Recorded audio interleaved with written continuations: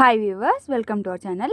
இந்த வீடியோவில் நம்ம என்ன பார்க்க போகிறோம் அப்படின்னா, கோஆப்ரேட்டிவோட முந்தைய வினாத்தாள் முக்கிய வினா விடையை தான் இந்த வீடியோவில் பார்க்க போகிறோம். ஸோ இப்போ நம்ம பார்த்துட்ருக்க மெட்டீரியல் பார்த்திங்கன்னா, யார் யாரெல்லாம் புக் வாங்கியிருக்காங்களோ அவங்களுக்கு நம்ம இதை ஹார்ட் காப்பியாகவே கொடுத்துருக்கோம். ஸோ இந்த வீடியோவில் நம்ம கோஆப்ரேட்டிவ்க்கான முக்கியமான கொஷின்ஸை பற்றி தான் பார்க்க போகிறோம்.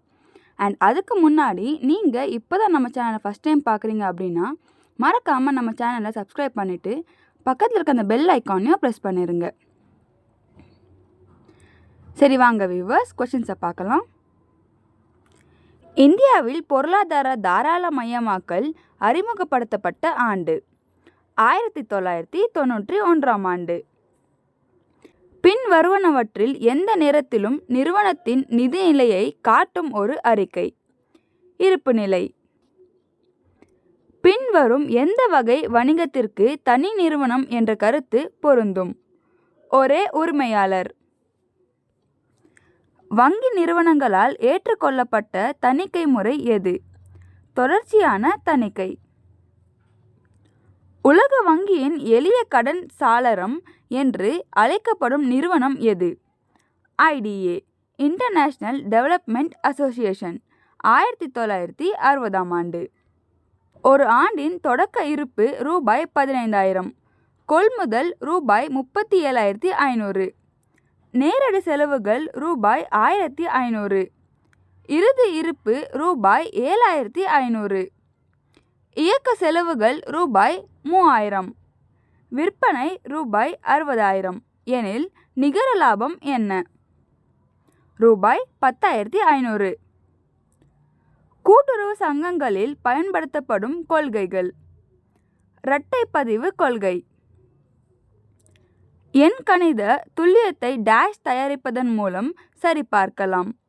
சோதனை இருப்பு நிலை கணக்கு.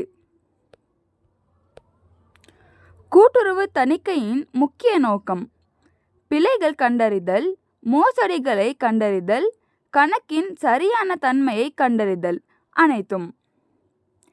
தணிக்கையின் பணியினை செய்வதற்கு தணிக்கையாளரால் அமைக்கப்பட்ட விரிவான திட்டம் டேஷ் என அழைக்கப்படுகிறது. தணிக்கை திட்டம். கூட்டுறவு சங்கங்களின் சட்டம் மற்றும் விதிகளின்படி நடத்தப்பட்ட தணிக்கை எவ்வாறு அழைக்கப்படுகிறது? சட்டப்பூர்வ தணிக்கை.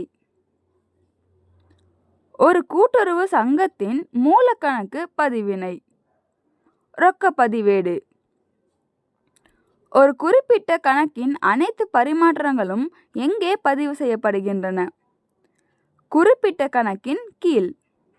நிறுவனத்தின் அனைத்து கணக்குகளும் பராமரிக்கப்படும் புத்தகம் எவ்வாறு அறியப்படுகிறது?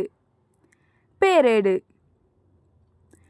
ஊதியங்கள் டேஷுக்கு ஒரு எடுத்துக்காட்டு. நேரடி செலவுகள்.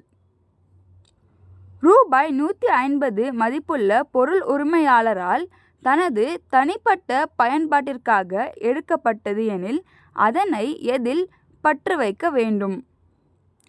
எடுப்பு கணக்கு.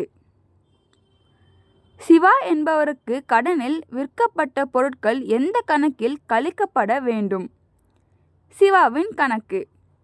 இருப்பு நிலை குறிப்பில் பற்ற பக்கத்தில் எந்த உருப்படி காட்டப்பட்டுள்ளது? முன்வைப்பு செலவுகள். முன்னதாக பெறப்பட்ட சந்தா தொகை என்பது செலவு. டேஷ் பெரட்டில் ஒரு கணக்கை கண்டுபிடிக்க உதவுகிறது. பக்கங்கள். சரி, ஓகே வியூவர்ஸ், அவ்வளோதான். நம்ம நெக்ஸ்ட் வீடியோவில் இன்னும் சில கொஷின்ஸை பார்க்கலாம்.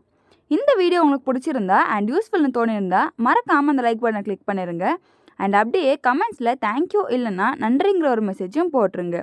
ஏன்னா நீங்கள் போடுற அந்த ஒரு மெசேஜ் எங்களுக்கு இது போல் இன்னும் நிறைய வீடியோஸ் க்ரியேட் பண்ண ஒரு மோட்டிவேஷனாக இருக்கும். அண்ட் இந்த வீடியோவோட எந்த பாட்டிலாச்சும் உங்களுக்கு ஏதாச்சும் டவுட்ஸ் இருந்தால் தயங்காமல் கமெண்ட்ஸில் கன்வே பண்ணிடுங்க. நாங்கள் உங்கள் எல்லாரோட டவுட்ஸுமே கண்டிப்பாக கிளியர் பண்ணி வைப்போம். தேங்க்யூ.